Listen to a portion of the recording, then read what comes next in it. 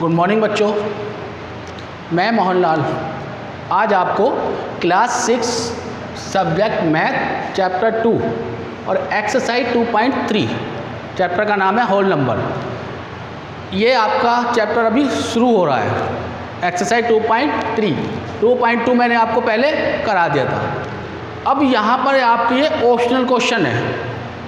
अब इन क्वेश्चनों में आपको दिया हुआ है 1 + 0 = 1, 0 × 0 = 0, 0/2 = 0, 10 - 10/2। अब इन क्वेश्चनों में, इन ऑप्शनल में आपको ये चेक करना है कि कौन सी डिजिट विदाउट जीरो है।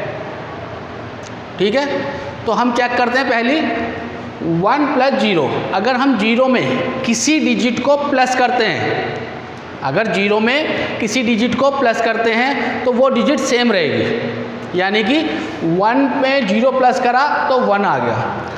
तो हैंस इट डू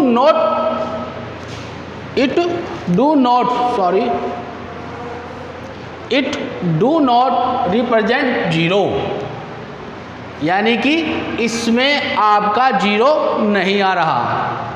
0 × 0 = 0। अब जीरो से किसी भी डिजिट की मल्टीप्लाई कर दो, किसी भी, तो वो ऑटोमेटिक जीरो हो जाएगी।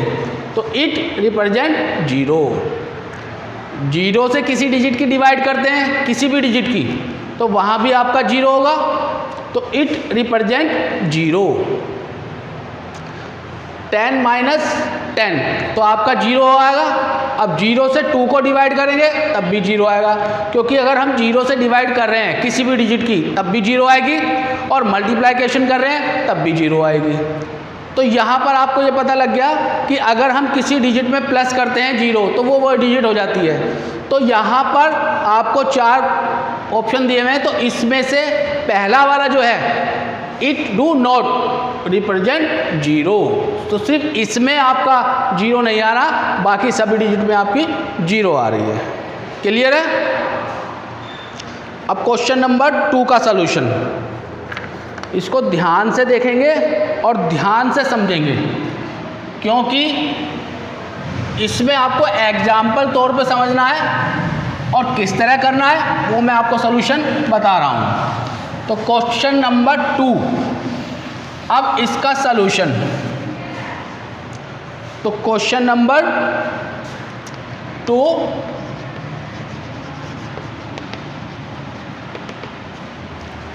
अब क्वेश्चन नंबर 2, अब इसमें क्या रहा है, क्या पूछ रहा है क्वेश्चन नंबर 2 में?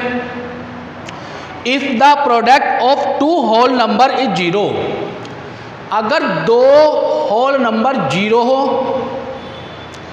या उसमें से एक नंबर 0 हो, या तो दोनों 0 हो या एक 0 हो, तब आप कैसे जस्टिफाई करेंगे दैम विल बी 0, कि वो 0 होगा?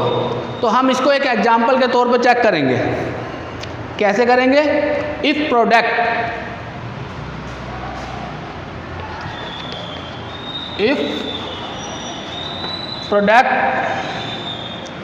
of 2 whole number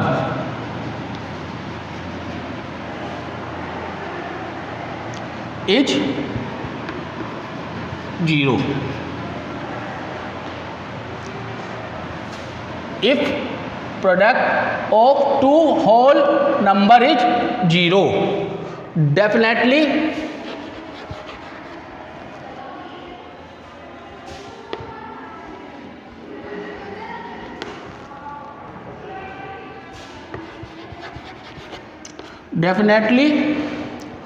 one of them,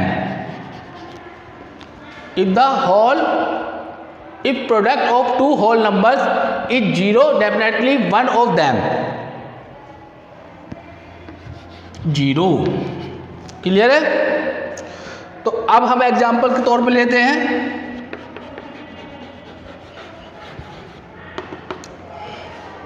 अब हमने लिया 0 × 3 = 0। या 5 इंटू 0 इक्वल टू 0। तो हमने 2 नंबर लिए।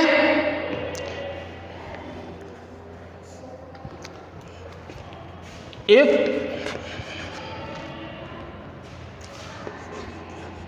Product of 2 whole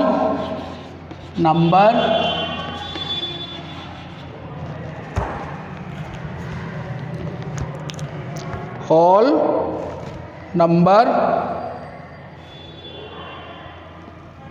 is 0। Clear बच्चों?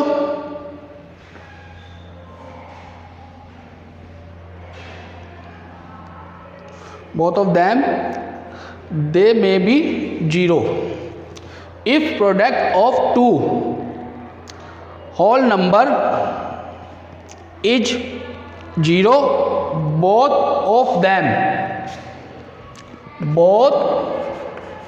of them may be 0। Clear है? तो अब इसमें हम एग्जांपल लेते हैं 0 इंटू 0, तो यहां भी 0 हो गया। तो अब क्या लिखेंगे? Yes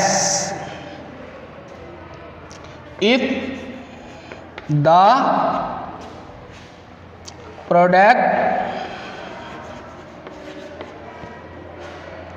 of 2 whole numbers is 0 then both of them will be 0। तो यहां पर आपको क्या बताया गया? If product of 2 whole number is 0 definitely 1 of them 0। यानी कि हमने 2 नंबर लिए हैं, एक नंबर उसमें से 0 होना चाहिए। 2 होल नंबर लिए हैं, उसमें से एक 0 है। अब कोई सा भी नंबर हमने ले लिया, एग्जाम्पल तौर पे हमने 3 और 0, 5 और 0, एक नंबर 0 है और एक अदर होल नंबर है, तो हमारा मल्टीप्लिकेशन क्या आया? 0। ऐसे ही if product of 2 whole number is 0 both of them may be 0। अगर दोनों 0 हुए तो 0 इंटू 0 तो 0 हो गया। अगर दोनों 0 हो या एक 0 हो तो आंसर आपका 0 ही आएगा। तो yes if the product of 2 whole number is 0 then both of them will be 0।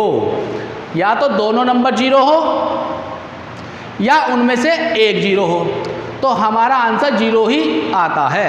क्योंकि 0 ऐसा प्रोडक्ट है, ऐसा नंबर्स है होल नंबर जो सभी को अपने में समा लेता है, वो सबकी वैल्यू ख़त्म कर देता है। तो वो सबको पकड़ के उसको मिला देता है अपने में, क्या कोई भी डिजिट हो, चाहे हम उस 0 में मल्टीप्लाई करें चाहे उसमें हम डिवाइड करें, तो वो 0 सबको अपने साथ ही मिला लेता है। तो वहाँ वो 0 बन जाती है।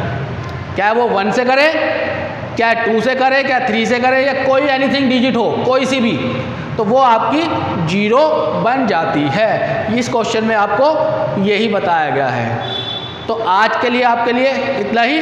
Thank you.